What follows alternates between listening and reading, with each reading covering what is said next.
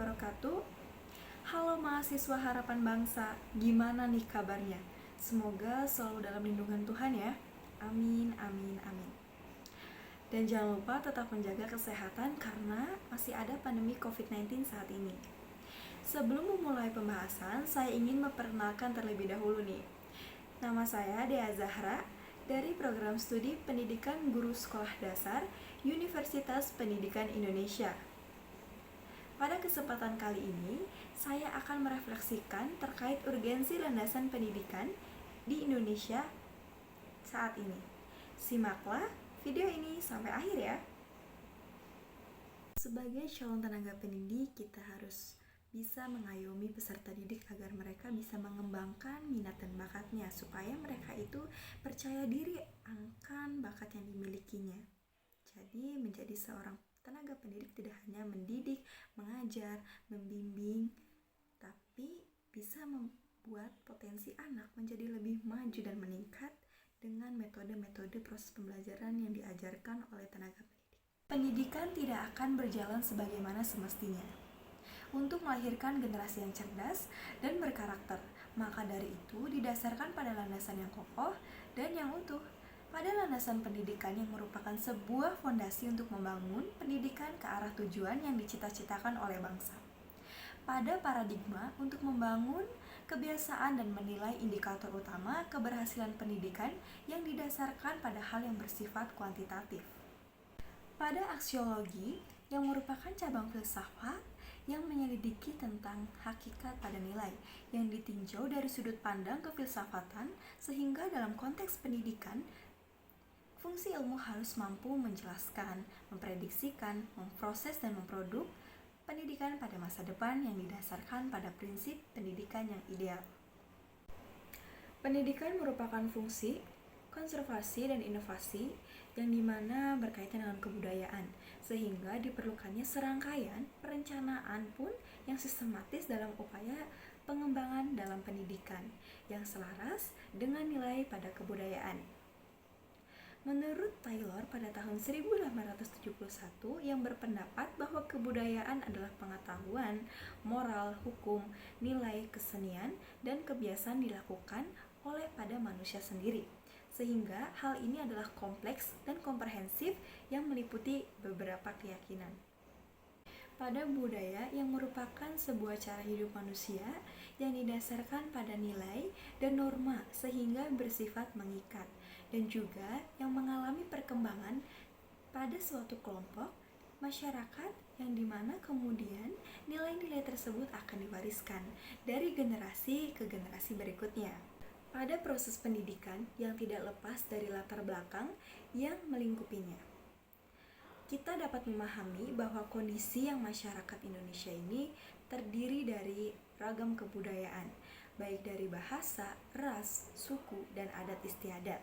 Sehingga kondisi tersebut memiliki makna bahwa pendidikan tidak dapat dilepaskan dari latar belakang yang membangunnya. Proses ini didasarkan pada latar belakang, budaya maupun kondisi yang dapat peserta didik ini melaksanakan pendidikan tidak dapat mengabaikan nilai antropologis yang merupakan salah satu fundament dalam upaya membangun identitas diri peserta didik. Dalam konteks sosiologi, manusia hakikatnya berawal dari sebagai anggota kelompok sosial yang terkecil. Sehingga kecenderungan sosial yang mengalami perkembangan yang dialami dari semakin bertambahnya wawasan dan pengalaman ketika berinteraksi dengan kelompok sosial lainnya. Sehingga kedua kelompok dapat saling belajar dan memperkaya nilai kebudayaan satu dengan yang lainnya. Dalam pendidikan yang terus berkembang ini, dinamika kehidupan masyarakat perlu sebuah kejelian bagi para penggiat pendidik dalam mengayomi, menyelami, dan memahami perbedaan latar sosial, perubahan sosial, status sosial, dan hal-hal lainnya, sehingga memiliki dampak besar bagi pendidikan. Pada pendidikan formal, Indonesia pun mengarahkan kepada hal yang sama, yaitu komersialisasi, yang dimana hanya menjadi korban yang tidak dapat melakukan banyak hal. Masyarakat mengalami kesulitan untuk menyekolahkan anaknya karena terhambat biaya yang sangat mahal, sehingga mereka mengalami kesulitan. Namun, di sisi lain masyarakat juga tetap mengharapkan agar anak-anaknya bisa dapat sekolah karena ingin kehidupan anaknya itu menjadi lebih baik ketika mereka berpendidikan dan bersekolah tinggi. Namun apa boleh buat, faktor biaya dan ekonomi mereka yang menghambat kepada pendidikan anak-anak. Mungkin banyak ya orang tua yang terhambat biaya sekolah yang terlalu mahal atau penghambat faktor-faktor lainnya. Pemerintah sudah menetapkan sebuah kebijakan yang dimana Kartu Indonesia Pintar itu bisa kita gunakan. Kita adalah mahasiswa yang aktif di bidang minat dan bakat atau mempunyai prestasi yang sangat dibutuhkan oleh pemerintah, sehingga kita bisa memanfaatkan Kartu Indonesia Pintar ini untuk melanjutkan studi kita. Tidak hanya bertolak ukur pada sebuah penghambat biaya saja teman-teman, tapi kita bisa melanjutkan sekolah dengan prestasi-prestasi kita yang bisa kita kembangkan kepada masyarakat lain di sana, supaya mereka tahu bahwa kita bisa bersekolah tinggi dengan prestasi dan dengan biaya pemerintah.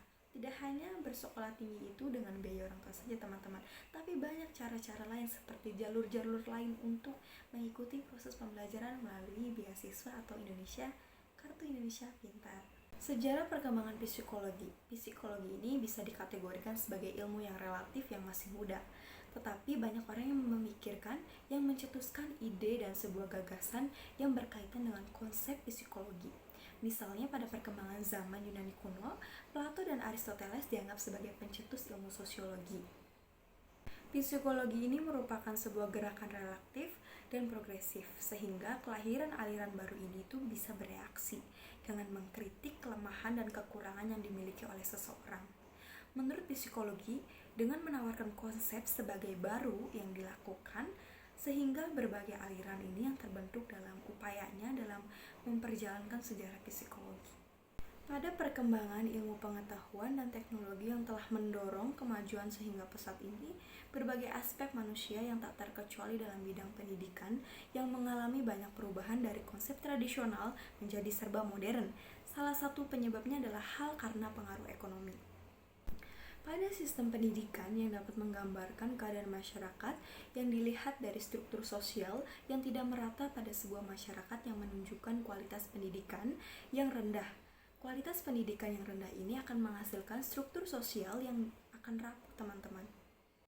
Adapun sifat ketidakmerataan dalam sistem pendidikan tinggi di negara berkembang yang menjadikan lebih buruk ketika dihadapkan bahwa pemerintah akan menanggung biaya pendidikan mahasiswa yang berprestasi atau memenuhi kriteria agar dapat diberi bantuan.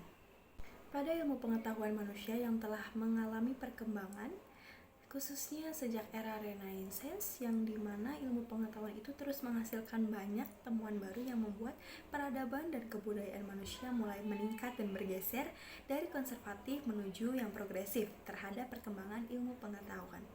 Agama untuk kehidupan manusia yang tidak hanya ditinjau dari teologisnya saja dapat bisa mempengaruhi kehidupan, khususnya dapat menjadikan sumber nilai etika, norma, dan sebagainya. Sedangkan secara universal yang memberikan pandangan terhadap dunia yang mempengaruhi cara dan berpikir yang tidak lepas dari unsur teologisnya. Pendidikan merupakan kehidupan manusia yang memiliki agenda dalam mewujudkan tatanan kehidupan manusia yang maju. Pendidikan ini sejatinya berlangsung sejak pertama kali manusia menginjak kakinya di bumi. Maka dapat dikatakan bahwa pendidikan adalah salah satu bentuk pendidikan yang paling awal, pengasuhan yang dilakukan oleh orang tua kepada anaknya. Misalnya mengajarkan ia membaca, melatih berduduk, melatih berdiri, dan lain-lain. Di Indonesia pun yang menjadikan bangsa yang terbuka dalam menerima segala jenis ajaran seperti pengetahuan dan agama dari berbagai wilayah dunia. Hal ini sangat berlaku bagi diterimanya ajaran Hindu dan Buddha yang berasal dari negara India. Sehingga tidak mengherankan bahwa perkembangan kerajaan Hindu-Buddha di Indonesia dapat berkembang secara pesat, dan kala itu dianut oleh sebagian besar masyarakat di Indonesia. Ada pendidikan pun yang memerlukan landasan filosofis, karena dengan itu manusia akan diorientasikan untuk mengasah pola pikir dan bernalar terhadap hal-hal yang berkaitan dengan pendidikan. Pancasila sebagai dasar filosofis bangsa yang menjadikan pedoman dalam menjalani kehidupannya. yang memiliki peranan besar sebagai landasan filosofis bagi pelaksanaan dan pencapaian untuk tujuan pendidikan nasional. Herlambang menjelaskan beberapa ciri manusia di Indonesia masa depan atau Indonesia Pancasila, yakni dengan multikompeten, kemandirian dan tanggung jawab, peka dan adaptif, dan beridentitas diri. Pendidikan multikultural juga dapat menghasilkan sebuah transformasi di sekolah sehingga peserta didik bisa merancang baik dari kelompok gender maupun dari kelompok budaya dan etnik yang berbeda dari pendapat kesempatan yang sama untuk menyelesaikan sekolahnya. Berkaitan dengan konsepsi tentang pendidikan multikultural ini memberikan sebuah implikasi secara implementatif terhadap peran dan fungsi sebagai tenaga pendidik maupun seorang guru yang secara profesional yang harus bisa mampu berupaya untuk membangun kesadaran bagi peserta didik, mulai dari internalisasi nilai-nilai kebudayaan yang tidak hanya bersifat parsialistik maupun bersifat universalistik, yang dimana tanpa mengabaikan sebuah identitas budaya yang dimilikinya, dalam rangka menanamkan sebuah pemahaman terhadap peserta didik sebagai warga masyarakat yang global. Pendidikan multikultural ini merupakan sebuah pendekatan kontemporer yang bersifat progresif dan transformatif. Dalam pendidikan ini pun bisa didasarkan pada sebuah gagasan persamaan hak dan keadilan sosial atas kehidupan yang bertujuan untuk meminimalisasikan adanya praktik sosial diskriminasi yang terjadi dalam proses pendidikan. Pedagogik futuristik merupakan sebuah konsep pendidikan holistik dan imajinatif.